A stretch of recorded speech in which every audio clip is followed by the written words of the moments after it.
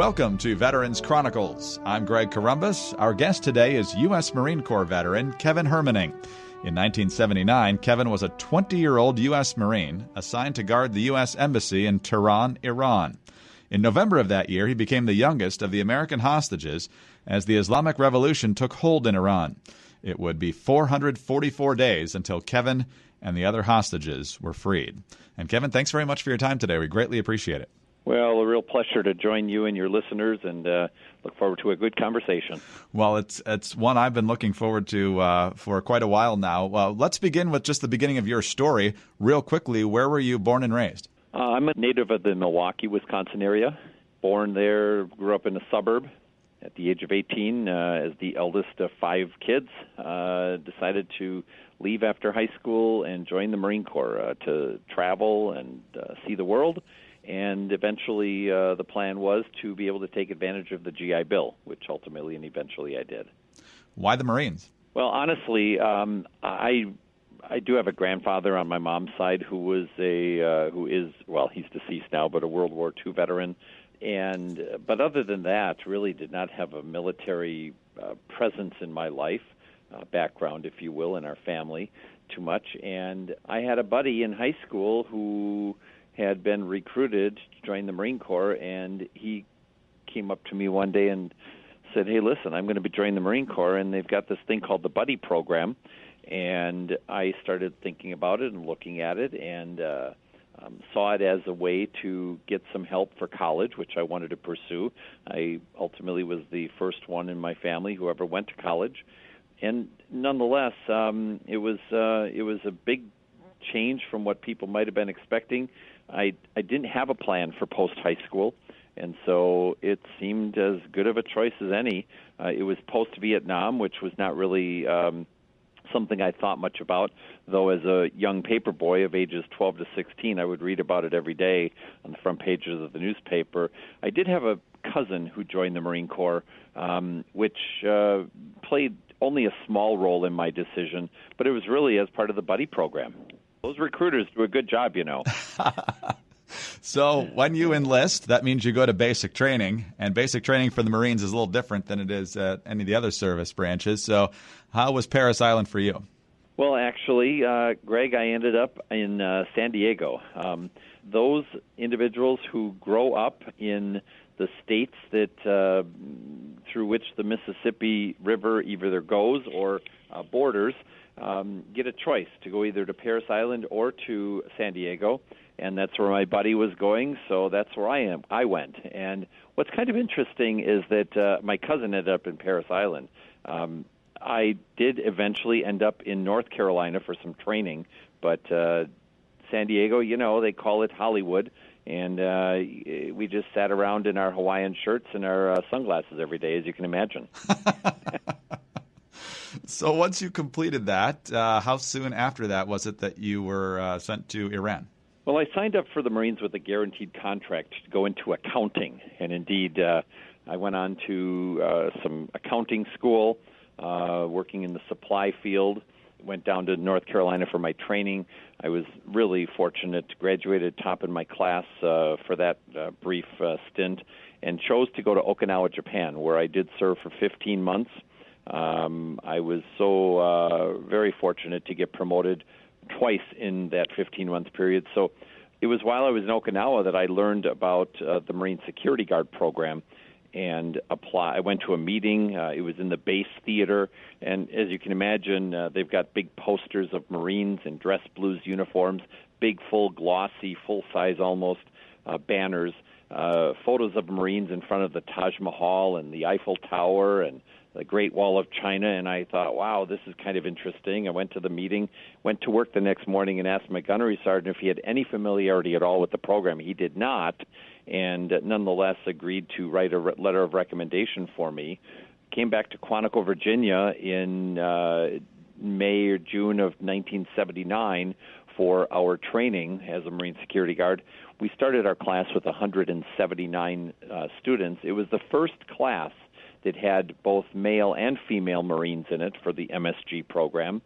11 weeks later, whatever it was, graduated only 121 of us out of the 179 completed the training successfully, and I got my assignment to go to Germany. And I thought, this is terrific. I'm going to be assigned in the middle of Europe at the U.S. Embassy in Germany, and certainly I'm going to learn the language. I'm going to be driving 150 miles an hour on the Autobahn, and I'm going to be able to go skiing in the Alps every other weekend. Well, that was my vision. That was the plan after I got my orders. And I came back on leave just before I was to head out. I got back to Quantico to gather my belongings and head overseas. And the sergeant major called me into his office and informed me that there had been a mistake, and they had accidentally assigned a Jewish Marine to go to Tehran, Iran, and I was going to be taking his place. Now, in the context of mid-1979, it's really not that much of a stretch for me to say that the first words out of my mouth to the sergeant major were, "Sir, excuse me, but where's Tehran?" So in today's environment, we all know where Iran is on the world map. In 1979, early 1979 anyway, not so much. And so when I think back on it today, the very idea that they might have assigned a Jewish Marine accidentally to go to the U.S. Embassy in Tehran would have been just horrible for him. I'm not saying I'm glad that I was a stand-in for him, but it would have been worse for him from a treatment perspective, because there was one Jewish hostage, Barry Rosen, who had just horrendous treatment. He wasn't a Marine, but one of the State Department folks, and he had just horrendous treatment, including because of his faith. Now, I don't know if you were briefed then or later, but obviously the revolution was already ongoing by the summer of '79. In fact, there had been a very brief hostage incident in February of that year. So what were you told to expect, and what were your first impressions once you got there? Well, as a young Marine sergeant, I was very fortunate to have been promoted to the rank of E5 sergeant 15 months after I left for boot camp. I had all the responsibility of a sergeant E5 in the Marine Corps, but at age 20, having just turned age 20, I had very little of the capability or skills of being a leader. And so I was excited about the opportunity to go back overseas. We were not briefed on the environment in the countries in which we were going to be based. That took place on site once we got there. And so when the other three guys and I got off the plane in the middle of the night in Tehran at Mehrabat International Airport, and we were greeted by armed guards and a bunch of mullahs running around, as well as all the revolutionaries, it was quite disconcerting, to be sure. The next day found myself, of course, going through briefings and training, and I thought two things. Wow, what did I get myself into? But secondarily, I thought to myself, wow, I'm in the middle of something. I'm in the middle of a country which is consequential in that era and time. And little did I know just how consequential events would become over the course of the next 3 months. So in the 3 months leading up to November 4th, which we'll obviously get to in just a moment, how tense was it right outside the U.S. Embassy or wherever you were posted there on a regular basis? Well, early on, I would not describe them as tense or intense even. Things were pretty relaxed when we first arrived during the day. We would quite often be able to go out to the local shopping district. The Marines, once a week, we would get in our big van, and other than the guys on duty, the rest of us would head up into the mountains north of the city and do our PT, our physical training, do our running and such. We had visitors over from the British Embassy and the Canadian Embassy and the Australian Embassy. We would play cards, we'd drink beer, we'd have a good time. We'd play softball out on the big 23-acre sprawling compound that comprised the U.S. Embassy in 1979. We would play football with one another. I enjoyed the first 3 months we were there, 2.5 months anyway.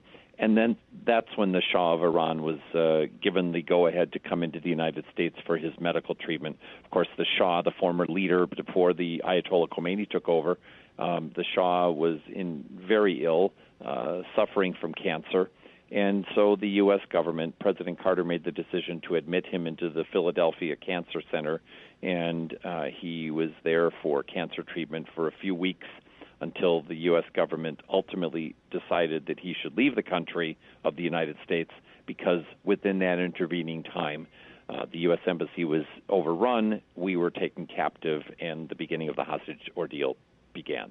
So, Kevin, we've built right up to the day. Let's talk about November 4th, 1979. What happened? We've, at the time, become familiar with the protests in the streets, the burning of the American flags, the chanting of the people, tens of thousands, literally tens of thousands of people on a daily basis surrounding this 23-acre compound, many buildings on it, the big motor pool, even the Chancellery building and the consulate were on the compound itself, the ambassador's residence. We Marines, actually, we lived outside the back gate in an apartment building, not on the compound, so it was not secure, it was not protected in any way whatsoever. And the protests and the demonstrations, the Death to America chanting, the Yankee Go Home, all of that, the signs that said send the Shah back to Iran for war crimes trials that they wanted to put him on. They disdained President Carter's support for the Shah, and that became their ultimate motivation to come onto the compound and to capture the Americans and hold us captive for 444 days, though I think everybody involved would admit that neither we nor they expected that it would drag on for 14 and a half months. Marine security guards at that time in Tehran, we were only carrying 12-gauge shotguns and 38 caliber revolvers and a huge satchel of tear gas. There were no automatic weapons. We were not prepared, of course, having a dozen Marines assigned to the embassy. We might talk big, but we're not going to be able to withstand an onslaught of 1 million people, because there were about 800,000 people ultimately surrounding the compound that day, including the Iranian army, which showed up around 11 a.m. to help in the takeover of the embassy. The secular government, the prime minister and his government, they resigned the next morning after it became clear that the Ayatollah Khomeini was going to lend his entire support to those who were on the compound who supported him and were taking us captive.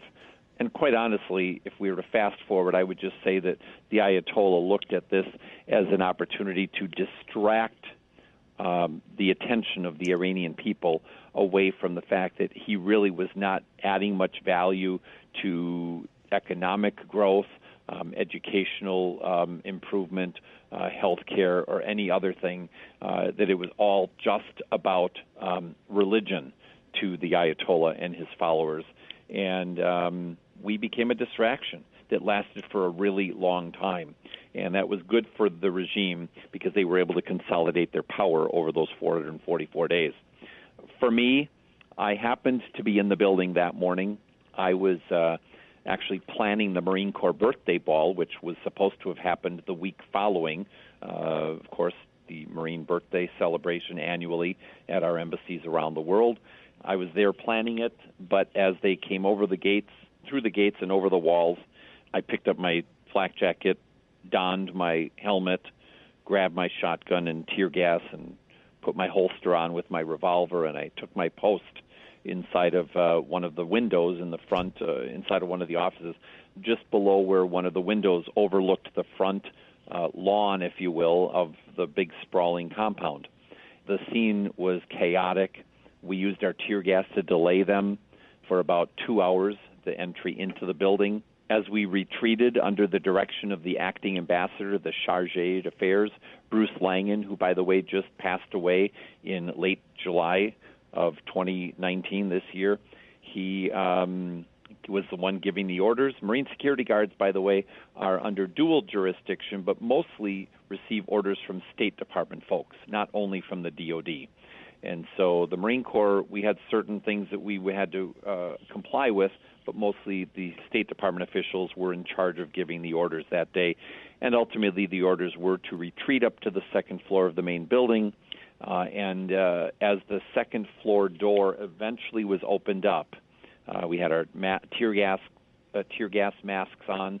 I happened to be part of a group of 10 Americans who found ourselves in the communications vault at the far end of the hallway, a big, probably 60 by 20 square foot big vault where all the computer equipment was, the satellite gear, a lot of safes, a lot of secure and all of the cables and such go through there.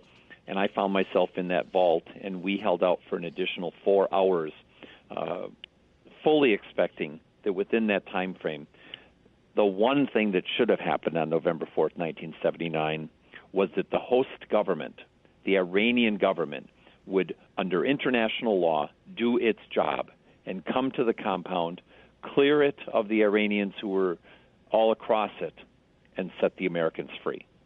In fact, as I said earlier, the government itself fell. The Iranian army became loyal to the Ayatollah, and they participated in capturing us. And ultimately, under threat that one of the Americans, Alan Golosinski, was to be hanged from the second-story window with a noose around and a rope around his neck, handcuffed behind his back, a gas mask bag on over his head so he couldn't see. The Iranians threatening to kill him. The decision was made by our CIA station chief to open the vault door, and at that moment, the last 10 of us were ultimately captured. Wow. So what happened then? Once they had all of you in custody, what did they do?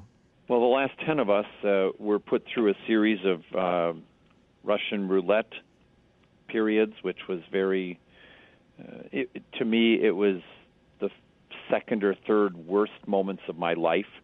The first and second worst moments would happen later during our captivity, following a failed escape attempt of mine in January of that next year, and then a mock execution that occurred on Valentine's Day the next February. But they blindfolded us, they handcuffed us behind our backs, they put a gas mask bag over our head to double secure our ability to see.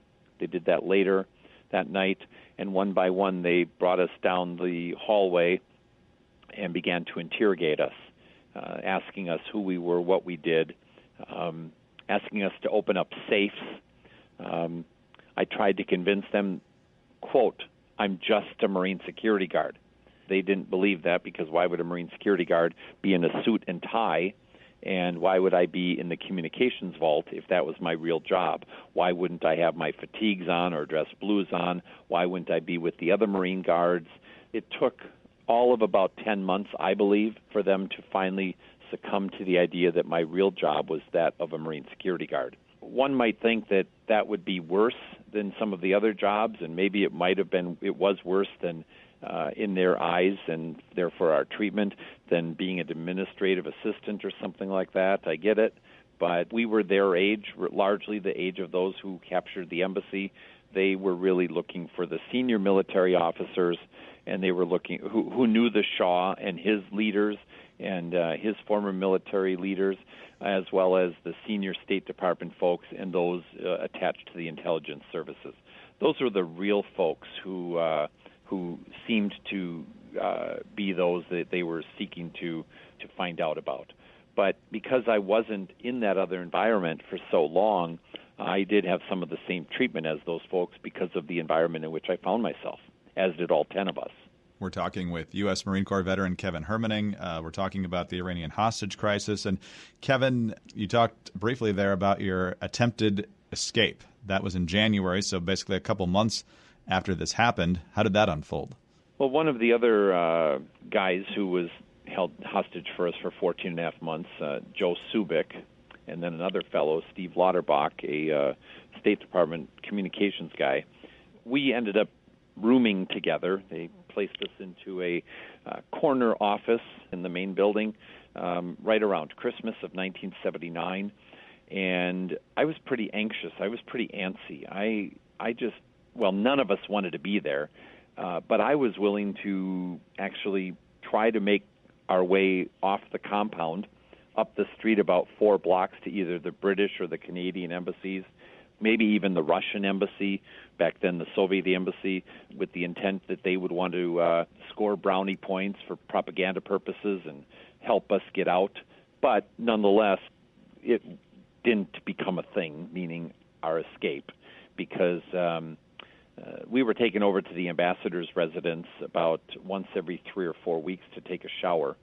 And it so happened that the day we were going to try to escape, that we had been planning for roughly 4 weeks, they actually put me into the ambassador's bathroom for my shower, and that happened to be the safe room in his residence.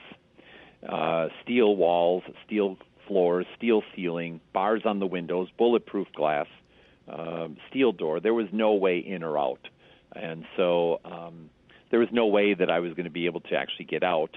And they had been able to learn over the preceding 3 weeks that we were actually planning this.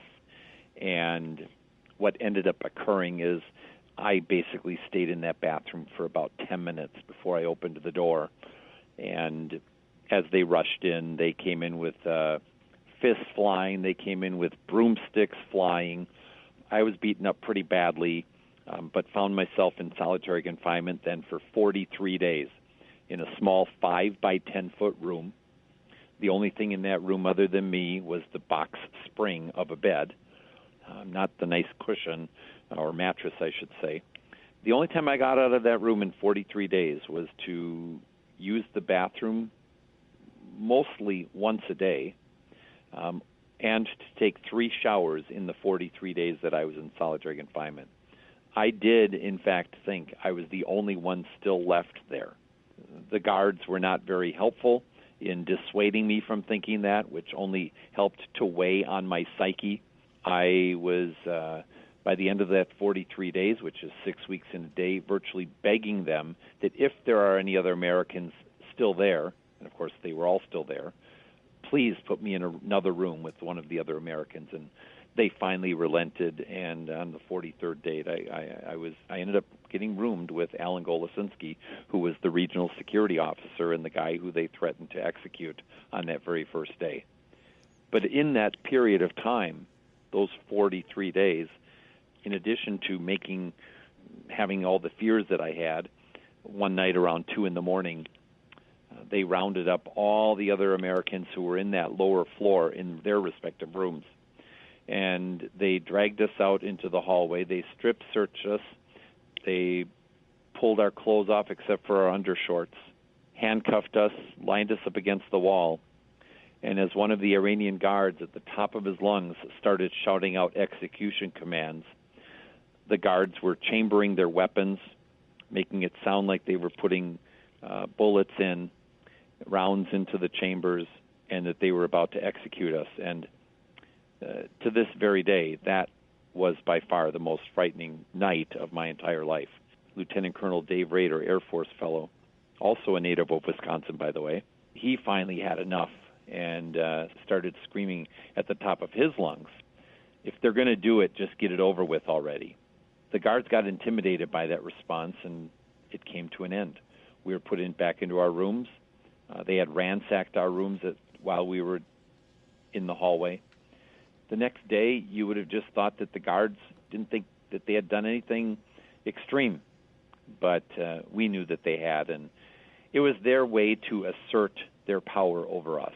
It was their way to ensure that we knew, and of course we already did know, but that we knew that they were the ones in charge. So more than 6 weeks in solitary, followed almost immediately by the mock executions. That's obviously got to be putting you in a very difficult place mentally. And then the next thing you know, you've got a surprise visitor. Yeah, actually, April of 1980, we're there for roughly 6 months already, and the guards come into my room one day. I was with Al Golosinski and said that I should put my shoes on and a sweater, and that they were going to take me to another room. Well, anytime we moved, we thought we would never see the roommates we had prior to that. And they put me in a room. They sat me on a sofa. I looked around. There were tons of TV cameras. I thought, okay, what kind of dog and pony show is going to go on now? But anytime we saw TV cameras, which was not often, but it was Christmas time and Easter, we saw those as opportunities to get on TV so that our families back in the United States could see us. They would be able to catch a brief glimpse of us even if they couldn't hear us. We didn't know they could hear us. We didn't know that the recordings were going to go through, but that they saw that we were alive and that we were as in good of condition as they might expect us to be in. And I'm sitting there with a lot of guards and a lot of TV cameras and big Klieg lights, and in walks my mom.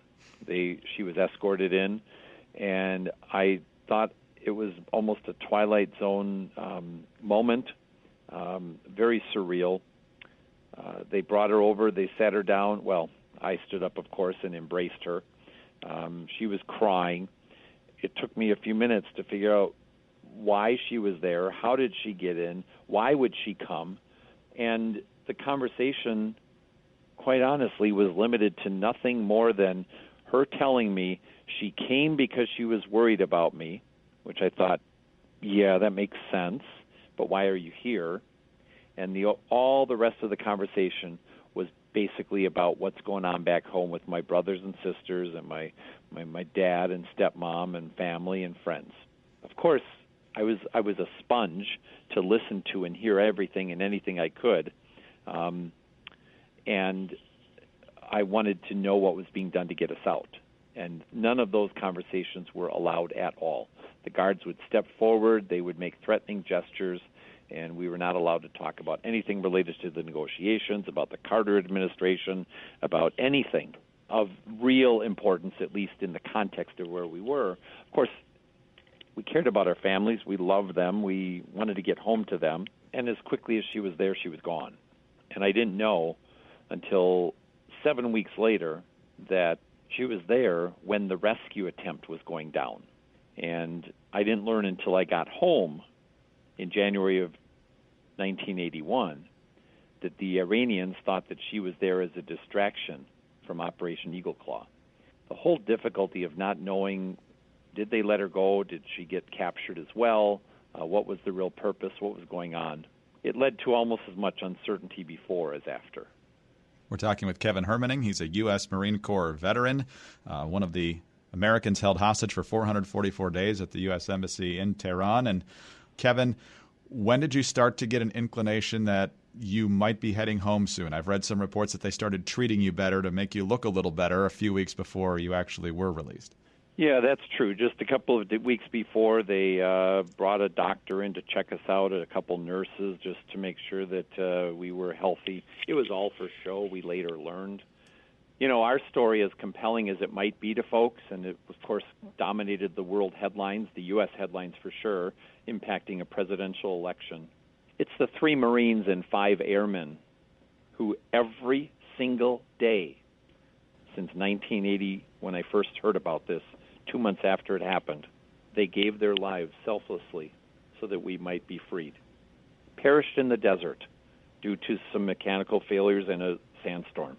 Just the very idea that people will step up to volunteer, to rescue people they don't know because they consider it their duty, their responsibility, and they love their fellow man is something that has stayed with me for 40 years and has become a core philosophical component of my very being.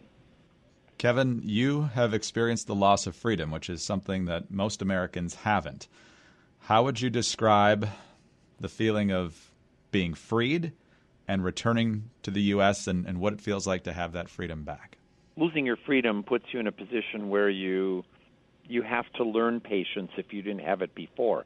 If you had it before, you have to be even more patient than you were previously. It makes you appreciate the smallest things in life. I was outside in the fresh air and sunshine for just 2 hours in a small courtyard in a small village that they took us to after the rescue attempt in an effort to isolate us. I spent 2 hours in a small courtyard in the sun, and it was the only time I was outdoors in 444 days. I don't care the weather now, just to be able to see outdoors and breathe the fresh air, to follow the news, to talk to my family, to enjoy my recreational pursuits, and to be able to live as a free human being and appreciate every little thing, including what we might eat, because you can only imagine what we ate while we were in captivity, which really has an impact, because the kids, when I speak to them in elementary and middle schools, they always want to know what we had to eat, and those grass and goat gut soups were not that great. And so the kids find that kind of interesting and end up thanking their lunchroom cooks in the middle of the school day. For me, being freed on January 20th, 1981, it didn't change my life. It was one of the best parts of my life other than my marriage and raising my children and continuing a life of gratitude and appreciation and service, community service, giving back. I did serve 7 years later in the Marine Corps Reserves, but I think losing one's freedom makes a person want to fight even harder to make sure that no one ever has to lose their freedom, whether it's economic, social, or anything else. It's what I've committed my life to for more than 40 years now. Last question. I vividly remember as a child seeing the yellow ribbons everywhere. I'm sure they were still up when you got home. When you saw the national reaction, what did it mean to know that so many Americans were absolutely praying for your return and were so overjoyed when it finally happened? It's a great question, and I would say to you that having so many people intricately committed to praying for our release and hoping for that to result in a positive outcome, people who wrote us cards while we were there and welcome home letters when we did get home, was much more than we expected, much more than we knew would occur. Just the very idea that so many people were following our situation became a surprise to us, which we did get a glimpse of when we arrived in Germany on our way home at the Wiesbaden Air Force Base there, where we stayed for a couple of days before we came back to West Point and were greeted by our families and ultimately back to our hometowns. It's given me an appreciation that when our veterans get called into harm's, when our soldiers and sailors and Marines and airmen and Coast Guardsmen get called into harm's way, that they are welcomed home. I'm very involved in the Honor Flight program in central Wisconsin, which brings veterans to Washington to see their monuments. I'm very involved in my local veterans organizations in central Wisconsin, both as a active participant as well as a donor to the various causes. And I recently started a veterans ministry at my church to kind of help the guys understand that there is an important role that we all can play in standing beside one another and helping people get past the challenges they might have faced from the past. Kevin, it's an amazing story, and it's so encouraging to see all that you've pursued after coming home. You run your own financial business now, and the ministry you run with the veterans is so encouraging as well. Thank you so much for your service to our country, most of all, and thank you very much for your time with us today also. Very much appreciate the opportunity, and just reminding always everybody the importance that freedom is fleeting if it's not protected each and every day. Kevin Hermening, U.S. Marine Corps veteran, was the youngest of the American hostages held for 444 days in Tehran from 1979 to 1981. I'm Greg Corombos. This is Veterans Chronicles.